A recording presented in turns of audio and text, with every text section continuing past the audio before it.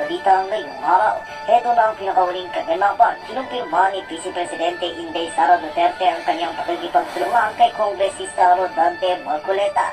Ang kanilang tambalan ay nagdulot ng malaking ingay sa mundo ng politika, lalo na sa Malacanang.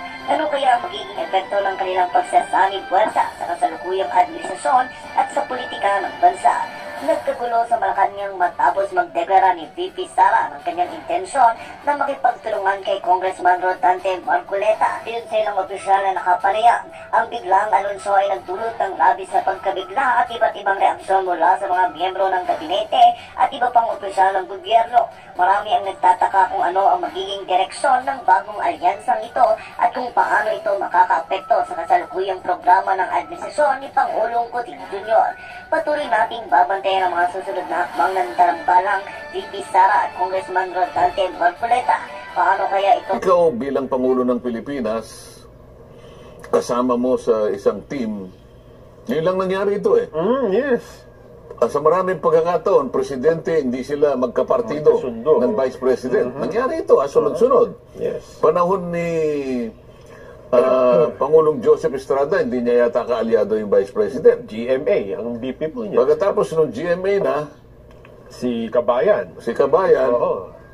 Pagkatapos si Noynoy, ang sumunod. Pinoy, sinong Vice President? Si Binay. O hindi rin sila magkakaalyado pero sa umpisa, pero namawala din. Pero ito, sa nakita ko, kumampanya sila at nagwagi sa pagitan ng isang plataforma ng pagkakaisa at saka Unitin. Yes. Eh, kasama ako dun eh. Kaya alam ko yun eh. Ang totoo niyan, alam mo, dahil sa aking paggalang doon sa layunin ng pagkakaisa na yon, nung ako'y magpasya na mag-withdraw, kinausap ako nung isa sa mga aming campaign strategies.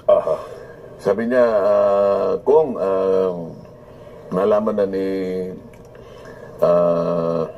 presidential candidate noon, BBM, na ikaw ay mag-withdraw, pero ginagalang niya yun kung hindi mo na marireconsider yung posisyon mo. Pero meron siyang pakiusap na dahil Unitim tayo, ang pakiusap niya lang ganito, kung po pwedeng kumplitohin mo yung ating rallies.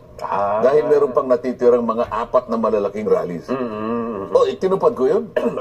Meron lang ata akong na-miss sapagkat kung di ako nagkakamali, yung pa ako, hindi naman rayo ko, pero hindi ko malaman kung bakit hindi ko maigalaw nun eh.